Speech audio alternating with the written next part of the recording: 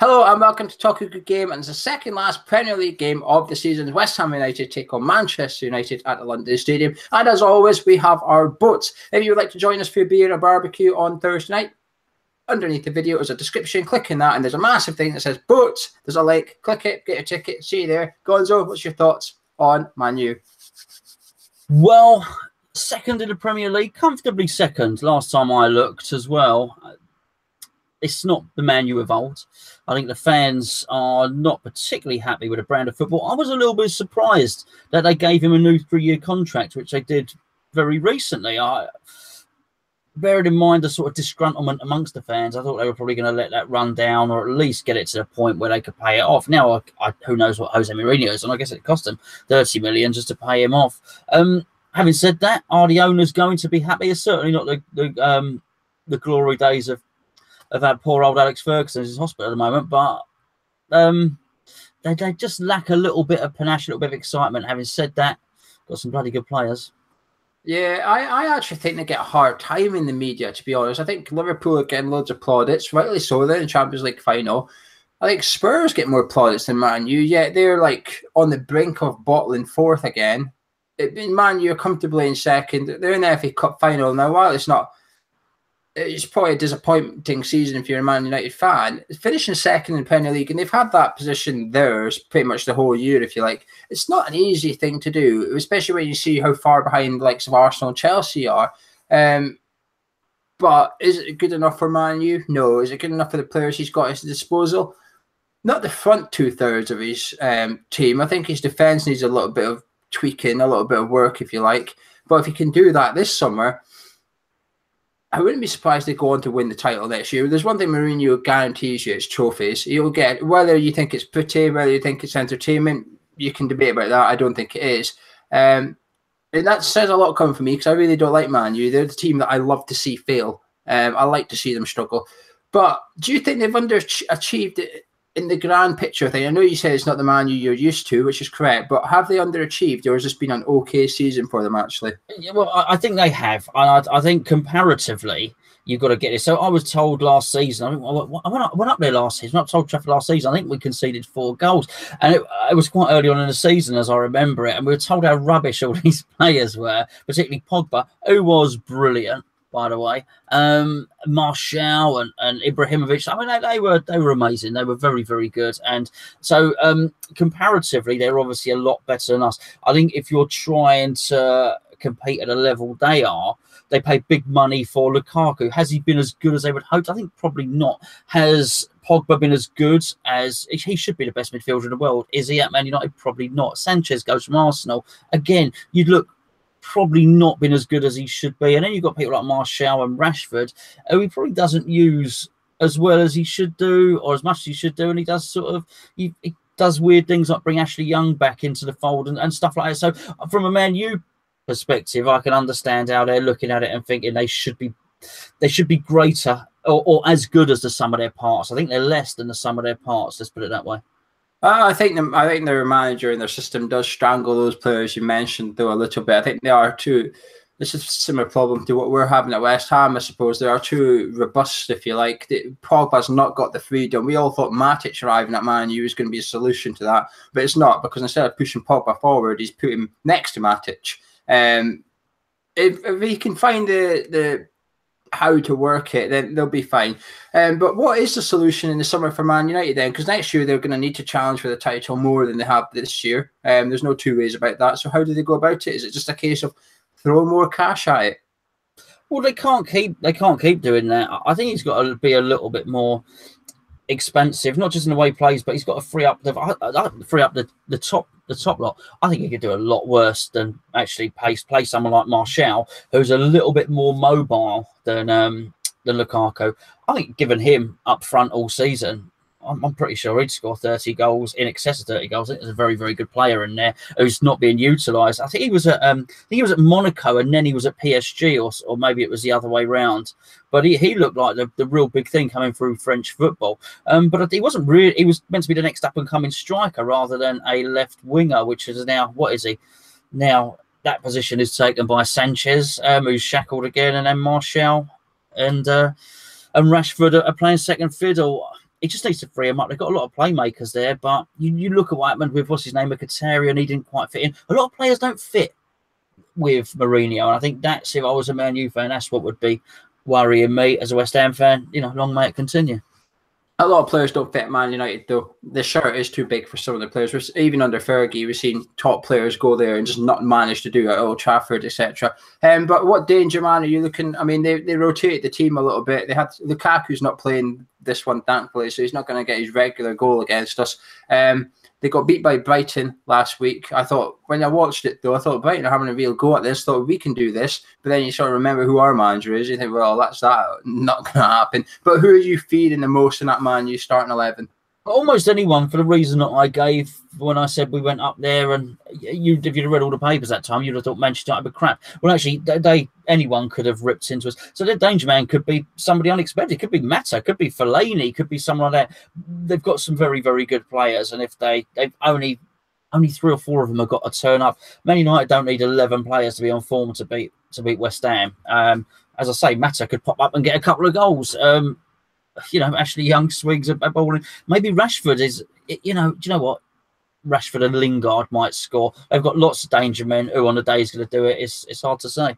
This Lingard I like. I think he gets far too much of a hard time. I think it's because he dances after he scores. People don't like him, but I really like him. I think he's a brilliant player, and I think he wants his place in the starting 11. He might be surrounded by players that's costed tens of millions, etc. He might not sell as many shirts as Alexis Sanchez or whatever.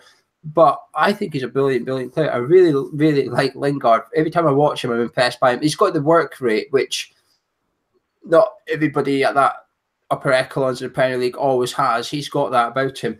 But the bad news for everybody that's going to be watching the football on Thursday night is John Moss is the referee. He's the worst referee in the league, in my opinion. I hate him. I can't stand him. He will make one thing wrong during the game. There's probably going to be a penalty or something that shouldn't be a penalty. But Gonzo, that old myth in football, don't change a winning 11. Are you sticking with the myth, or are you going to change it?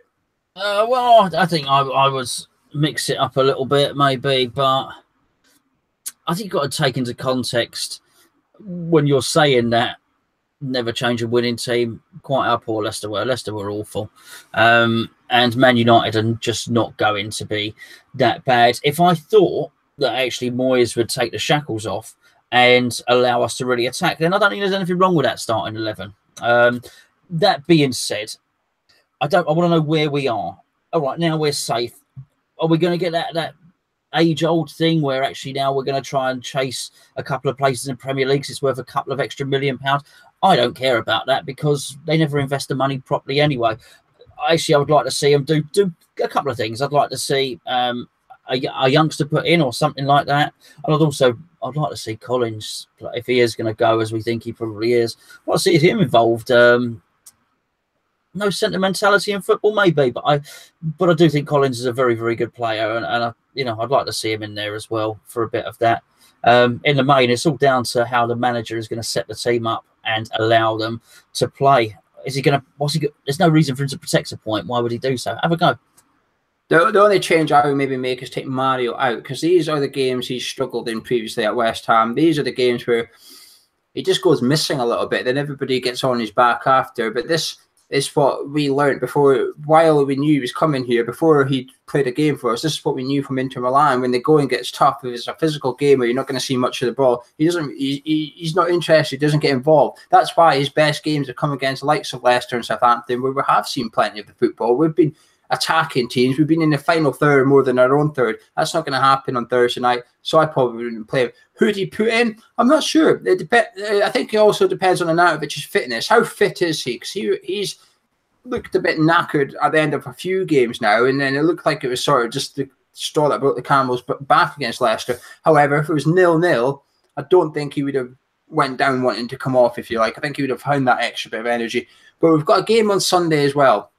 And I would take that into consideration a little bit here and say, well, hang on, we don't need to play the same 11 twice. So maybe if Arnautovic is not 100%, I would probably take him out. And I'd probably put Carroll up front, and I'd put someone up front alongside him, taking out Arnautovic and Mario, putting 2 strikers up. And just, letting Carroll batter that centre back. So, Chris Smalling and Phil Jones, they're okay. You know, something they'd start at West Ham. They'd probably start every team outside the top 6, but I don't think they should be starting for teams that are challenging for the Premier League, or trying to anyway. Get Carroll in among them and see what he can do. That's what I would change it for. But you said youngsters.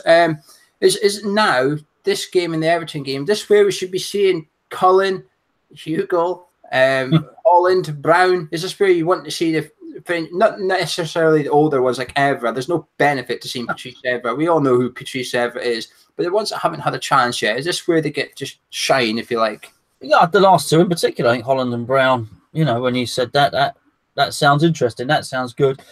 Get them on the bench if you're not going to start them, and if you are going to do that, bring them on the bench. There's nothing left to protect.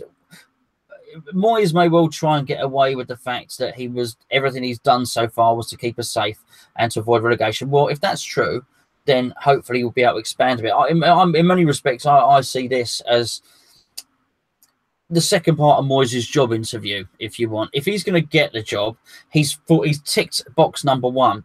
Now you've got 2 games to demonstrate that you can play differently. So if he can't get the team to open up and play differently in the last 2 games when the pressure's off, we'll know he's not going to be able to do it at all. So, and part of that adventure is not just the way they play, it is actually showing a couple of youngsters off the bench and showing us as fans, himself, the owners and the squad, actually now he's relaxed. You've seen moody Moyes. Now you're going to see, you know, a little bit more of a relaxed version, and he's going to allow West Ham to go out and play and give the fans something to cheer about in what are 2 remaining home games this season. So, yeah, those 2 lads in particular I'd like to see. Yeah, that was my next question. Is this David Moyes' addition, if you like? He's now got a 180-minute addition, and it's a harsh way to start it at home to Man United, but it's a perfect way to finish it at home to Everton, who have also got nothing to play for, with a manager in the dugout the fans hate. You know, on Sunday, David Moyes is going to be the second hated manager in the dugout, which is unusual for him. But he's got to now. He's when he first joined, and even recently, since he beat Leicester, I want to win more games. Blah blah. I was hoping you were planning on doing that from day one, actually, not since you survived. But anyway, he spoke about how he wants to play more attacking and stuff. Well, this is where now you've got no excuses. This is where you go to 4 at the back. This is where you go 4-3-3 or 4-2-3-1 or 4-4-2, whatever you want to do. This is where you give us an extra attacking player and you sacrifice one of your centre backs for it. And you say to the fan, but it also gives him an excuse. If we get beat, you can say, well, it's because I tried something different. I tried to be a bit more attacking and it didn't work. This is where we get beat. He can say, well, that's because I gave Hugo and Nathan Holland starts against Man United. We were probably going to struggle, etc. But if he does the same thing he did against Leicester and we get beat, he's got nowhere to run and nowhere to hide because you made that decision. You chose to play boring if you want. You didn't give the fans anything to get excited about.